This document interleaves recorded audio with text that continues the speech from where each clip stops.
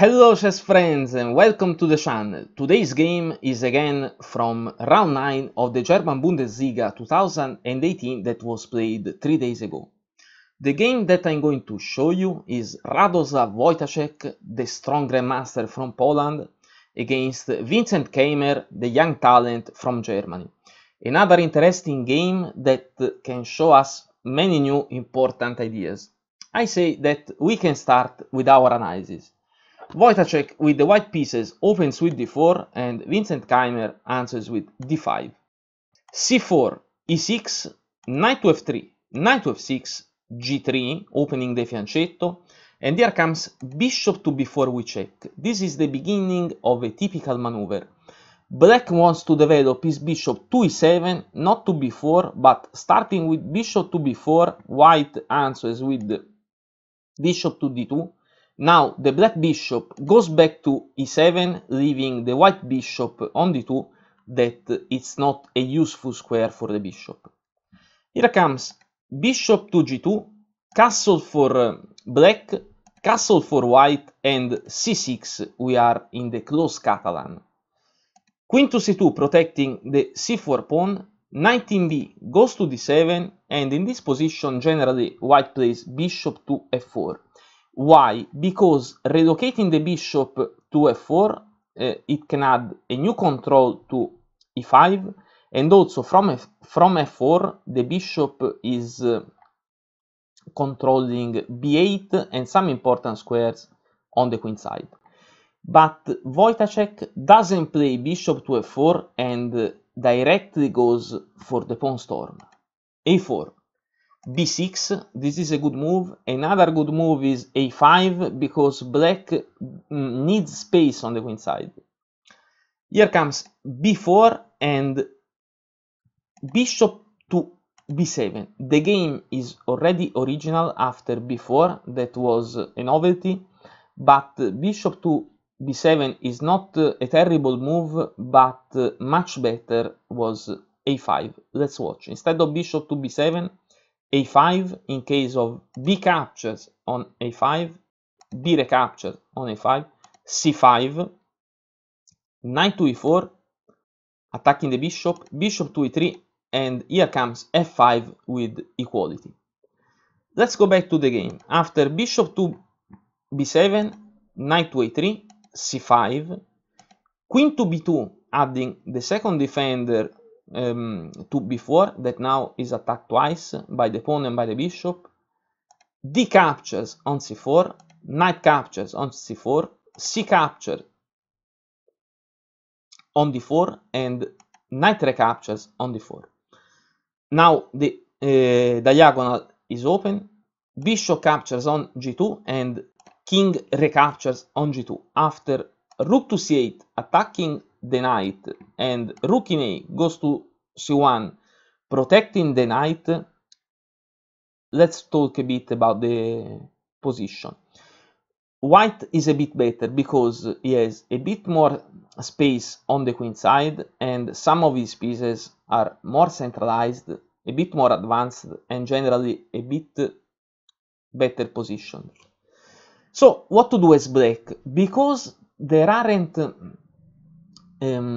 tactical chances, he must improve his pieces.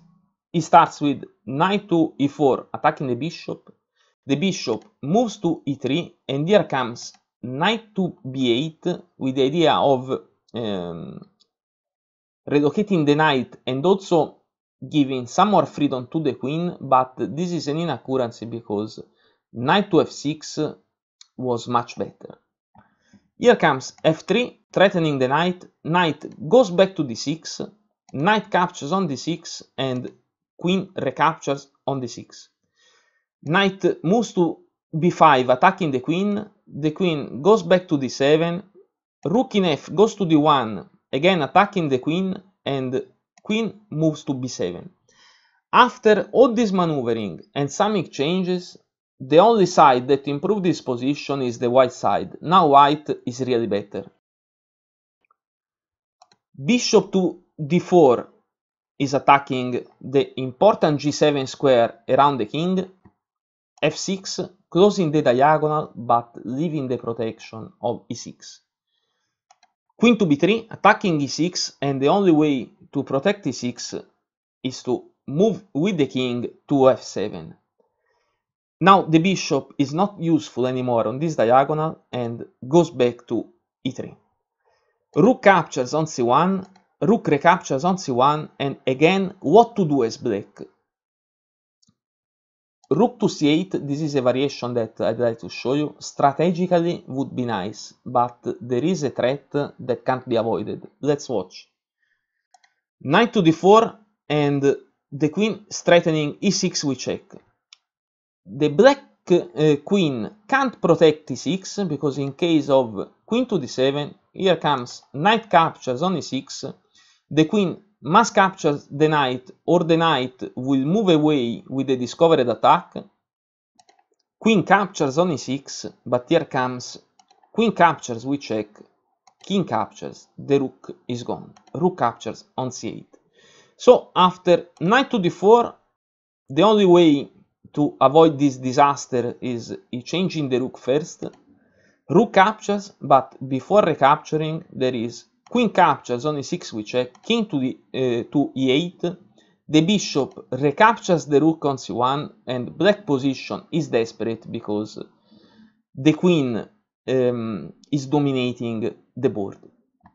So let's go back. So rook to c8 is not possible because there is knight jump to d4 threatening the queen captures on e6. So that's why after rook recaptures, Keymer plays knight to c6 controlling d4. But unfortunately, with this move, Keymer creates a new tactical weakness. And what is this weakness? The weakness is the knight itself, because the knight moved to a square where it is already under attack.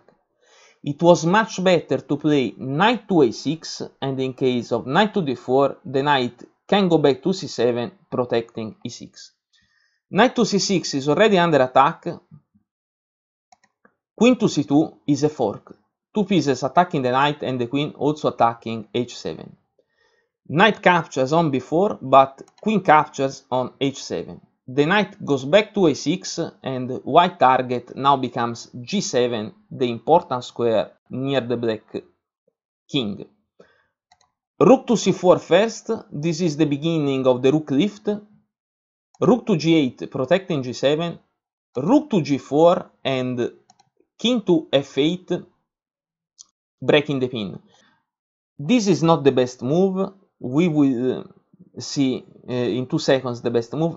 Why this is not the best move? Because the king is occupying the f8 square that was very important for the bishop to go to f8, adding a new protection to g7.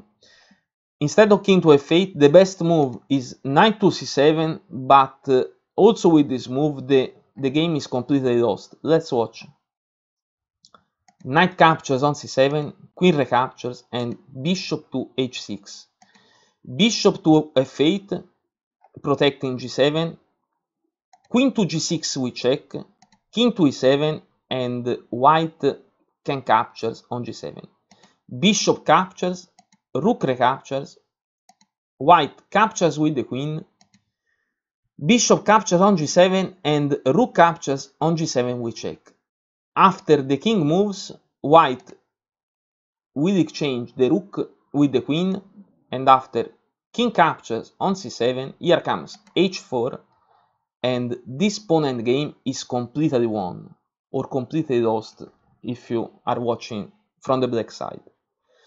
Okay, let's go back to our game. After king to f8, the task for white is even simpler, because here comes bishop to h6, another pin, because if the pawn captures, queen captures supported by the rook is checkmate. Keymer plays bishop to c5, now the queen is defending g7, but this is not enough. Here comes bishop captures on g7 with check, and Keymer resigns. Let's watch why. If rook captures on g7, queen to h8 with check, rook to g8, queen captures with check, king to e7 and rook to g7 is checkmate. And after queen captures on g7, white will captures with the rook will recaptures on g7 and queen to h8 we check. King to f7, queen to c8 attacking the knight, knight jump to b4 and knight to c7 again attacking the weak pawn on e6. For the computer it's already plus 12, the king will move to g6 at least to avoid the capture we check. Queen to e8 we check, king to h7 and finally knight captures on e6 threatening both the bishop and the rook, but the rook can't move. Let's watch what happens if rook to g6. Here comes queen to f7 we check, king to h6, knight to f4 attacking again the rook and threatening checkmate. If rook to g7, king to h5 is checkmate, and if rook to g5 after h4 nothing can stop this checkmate. So that's why Keymer resigned, because the game was completely lost. So what to say more? A very good game played by Wojtaszek, and Keymer was lacking a bit of space on the queen side, then a couple of little inaccuracy, and suddenly the position became quite difficult to play. Our analysis is over. I hope that you enjoyed this game. Please don't forget to like the video, but more than that, don't forget to subscribe to the channel, because the World Team Championship will start in 2 days. This tournament is very similar to the Olympiads, is played every 2 years, and it will be full of incredible players and very good chess games. So you shouldn't miss this tournament. For now, our analysis is over. Thanks for watching and goodbye.